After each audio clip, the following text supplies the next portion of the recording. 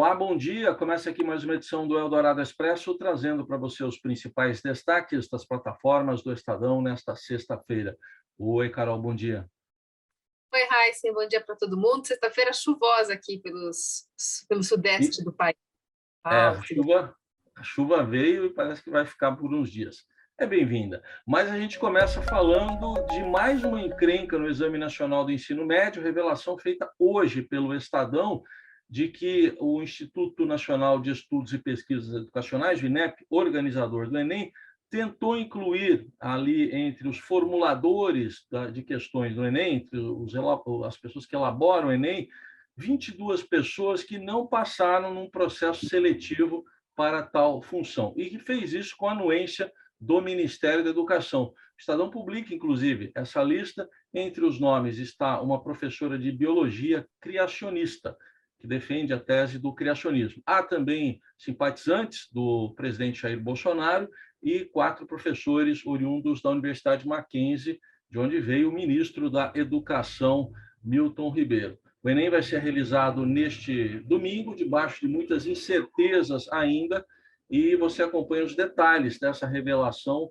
no portal do Estadão. Não deu certo porque houve uma reação de servidores do próprio INEP e a direção do Instituto recuou nessa lista de pessoas que teriam acesso até uma sala secreta, onde há detectores de metais e também senhas para abrir as portas naquele local onde são acessadas as questões para a prova do Enem.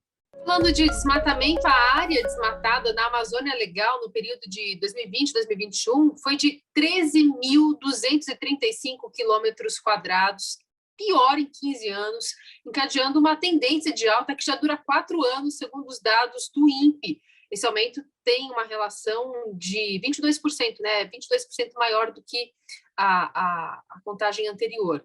O desmatamento é a principal fonte de emissão de CO2 do Brasil, que não apresentou a taxa a tempo para ser confrontada, né, por coincidência, lá na Conferência do Clima, na COP26 em Glasgow, apesar de o documento ter data de 27 de outubro, 3 dias antes do início desse encontro. O ministro do Meio Ambiente foi à COP defender, inclusive perante as autoridades estrangeiras, as ações de combate ao desmatamento que estavam sendo tomadas pelo governo brasileiro, e lá também fez aquela promessa de zerar o desmatamento legal até 2028. Destaque também para dados oficiais do IBGE que confirmam a tragédia da pandemia do coronavírus no Brasil. Esses dados referentes ao ano de 2020 mostram que foi o maior crescimento do índice de mortes em 37 anos, desde 1984. Quase 15%, 14,9% de crescimento nas mortes entre 2019 e 2020, com quase 196 mil mortes a mais de um ano para o outro. Houve também uma redução dos nascimentos, de 4,7%. Os detalhes você encontra no portal do Estadão. Na reta final, as primeiras prévias da história do PSDB para a escolha de um candidato ao Palácio do Planalto em 2022 cumpriram essa missão de dar visibilidade ao partido no debate sobre a construção de uma terceira via, mas o processo interno também ajudou a complicar esse ambiente dentro da sigla. O PSDB está muito rachado, né? Não está unido nesse projeto presidencial do partido. Durante essa última semana, antes da votação, os governadores João Dória e Eduardo Leite, inclusive, se esforçaram para transparecer um clima de entendimento, mas não acabou não dando certo. A votação está marcada também para o próximo domingo. No esporte, destaque para uma premiação que será recebida no outro sábado, não amanhã, pelo craque da Libertadores. Na final, no Estádio Centenário em Montevidéu, entre o Flamengo e o Palmeiras. Vai ser um anel com 122 diamantes. Na verdade, na manchete só cabe diamante, mas se você for ler a notícia lá do Estadão, está escrito diamantes, safira e topázio. Bom, concorrem pelo lado do Palmeiras o goleiro Everton, o atacante Rony, o meio-campista Rafael Veiga. Pelo lado do Flamengo, concorrem o meio-campista Arrascaeta e os atacantes Gabigol, Gabriel Barbosa e o Bruno Henrique. A final da Libertadores no Estádio Centenário é no sábado, dia 27.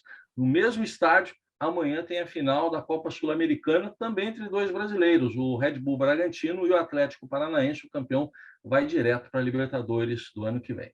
E a gente encerra falando sobre uma área mais cultural, lembrando, por exemplo, Ronaldo Boldrin, que acaba de completar 85 anos, desses 16 à frente do programa Senhor Brasil na TV Cultura, uma trajetória que cruza, né, com a história da televisão brasileira.